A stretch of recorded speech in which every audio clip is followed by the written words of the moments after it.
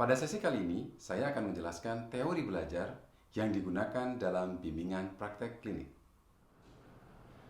Teori pertama adalah Experiential Learning Cycle dari Kolb.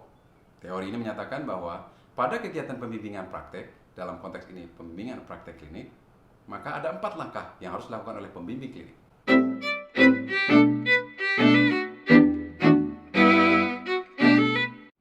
Yang pertama adalah memberikan concrete experience, pengalaman nyata, yaitu berinteraksi langsung dengan pasien. Langkah kedua setelah concrete experience adalah memfasilitasi refleksi. Pada tahap ini, mahasiswa merenungkan apa yang dia rasakan dan pengalaman apa yang dia dapatkan selama berinteraksi dengan pasien. Langkah ketiga setelah concrete experience dan refleksi adalah memfasilitasi mahasiswa melakukan abstract conceptualization.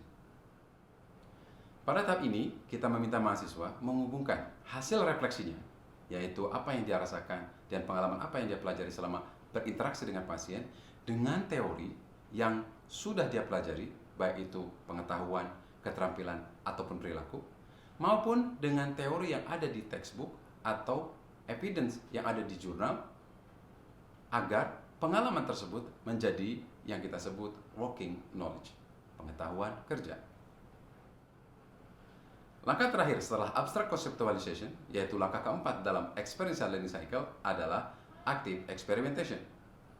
Pada tahap ini, kita mendorong mahasiswa untuk aktif mempraktekkan working knowledge yang dia peroleh selama abstract conceptualization dalam interaksi dengan pasien. Teori atau model kedua adalah model dari Cox. Model ini pada dasarnya dikembangkan dari experiential learning cycle dari Kolb. Berdasarkan 4 langkah dalam experiential learning cycle, Cox mengembangkan model ini menjadi 2 cycle atau 2 siklus, yaitu experience cycle dan explanation cycle.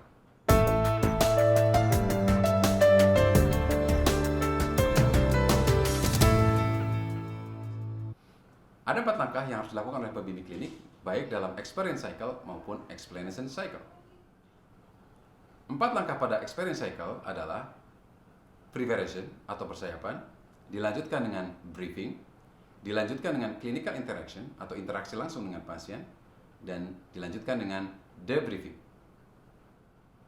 Setelah melakukan experience cycle, pada model Cox, pembimbing klinik diminta melanjutkan dengan explanation cycle. Langkah pertama dalam explanation cycle adalah meminta mahasiswa melakukan refleksi, yaitu merenungkan apa yang dia rasakan, baik perasaan yang menyenangkan maupun perasaan yang tidak menyenangkan selama berinteraksi dengan pasien, dan juga memikirkan pengalaman apa yang dia dapatkan selama berinteraksi dengan pasien, baik pengalaman positif maupun pengalaman negatif. Langkah selanjutnya, pembimbing klinik meminta mahasiswa menghubungkan hasil refleksinya dengan pengetahuan, keterampilan, maupun perilaku yang telah dia pelajari sebelumnya, atau menghubungkan dengan teori yang ada di buku, evidence yang ada di jurnal, sehingga membentuk suatu yang kita sebut working knowledge atau pengetahuan kerja. Tahap inilah yang kita sebut tahap explication atau tahap penjelasan.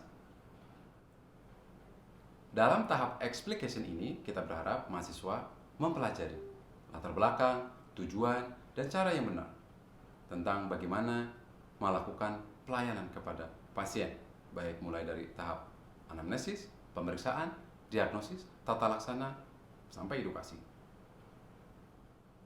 Setelah melakukan tahapan explication dan membentuk working knowledge, kita dorong mahasiswa melakukan tahapan terakhir dari model Cox ini, yaitu menggunakan working knowledge untuk berinteraksi dengan pasien di masa depan, atau yang kita sebut dengan tahapan preparation for the future.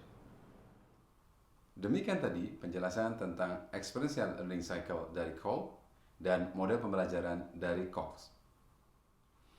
Semoga bermanfaat. Saya Yoyo Suhoyo. Sampai jumpa.